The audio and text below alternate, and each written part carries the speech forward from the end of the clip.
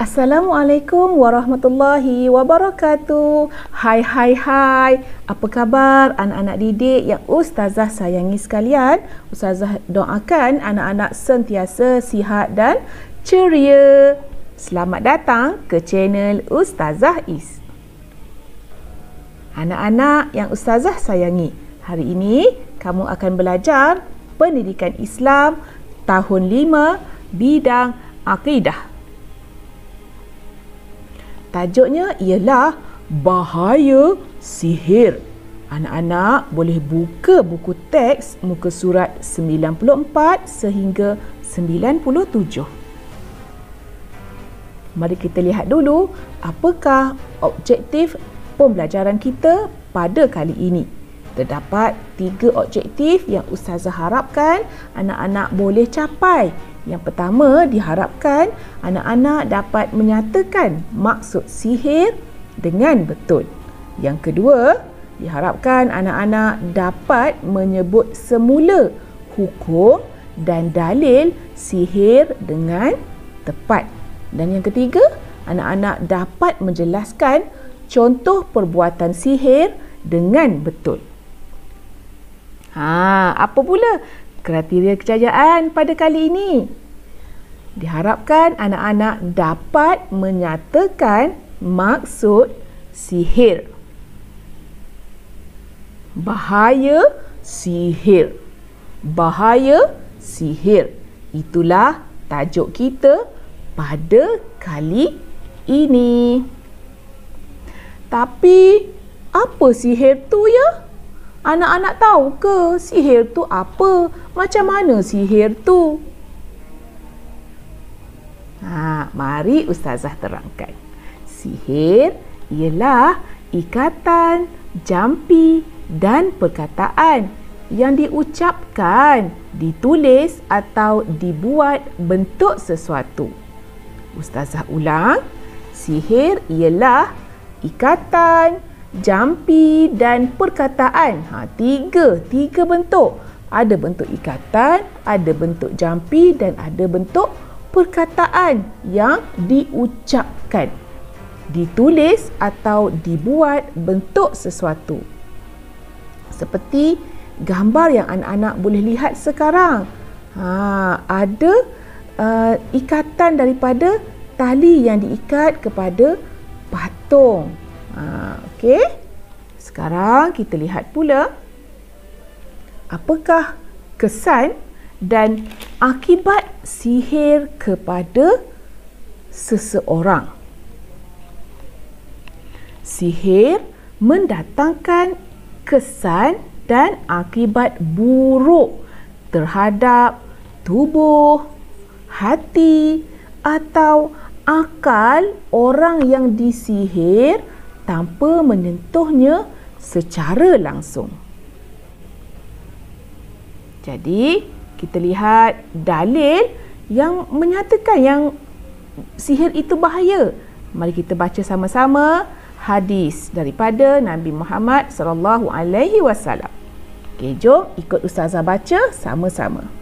An Abi Hurairah radhiyallahu anhu anin Nabiyyi sallallahu alaihi wasallam qala ijtanibus sab'al mubiqati qalu ya Rasulullah wa ma hunna qala asyirku billahi was-sihru muttafaqun alaih. Mari anak-anak ikut Ustazah baca lagi sekali. An Abi Hurairah radhiyallahu anhu anin Nabiyyi sallallahu alaihi wasallam qala ijtanibus sab'al mubiqati qalu ya Rasulullah wa ma hunna qala asyirku billahi was-sihru muttafaqun alaih. Anak-anak faham apa maksud dia? Jom kita lihat apakah maksud dalil tersebut. Maksudnya ialah daripada Abu Hurairah bahawa Nabi Muhammad sallallahu alaihi wasallam bersabda, elakkan 7 perkara yang membinasakan. Mereka bertanya, wahai Rasulullah, Apakah itu? Nabi Muhammad sallallahu alaihi wasallam bersabda, syirik kepada Allah, sihir. Sebenarnya hadis ni panjang lagi, ada menyebut tentang 7 perkara yang membinasakan. Jadi di sini cuma diletakkan 2 sahaja, iaitu syirik kepada Allah dan sihir. Itulah maksud hadis yang telah kita baca tadi. Okey, jadi apakah hukum mengamalkan sihir? Apakah hukum mengamalkan sihir? Anak-anak tahu hukum mengamalkan sihir? Apakah yang bermain di fikiran anak-anak sekarang? Apakah hukum mengamalkan sihir? Lihat tanda pangkah pada gambar tersebut. Kalau tanda pangkah maknanya no, no, no. Hukum mengamalkan sihir adalah haram. Hukum mengamalkan sihir adalah haram. Jangan buat ia haram, dan ia juga merupakan salah satu daripada dosa besar. Okey, jadi adakah sihir mengandungi unsur syirik? Kita lihat pula.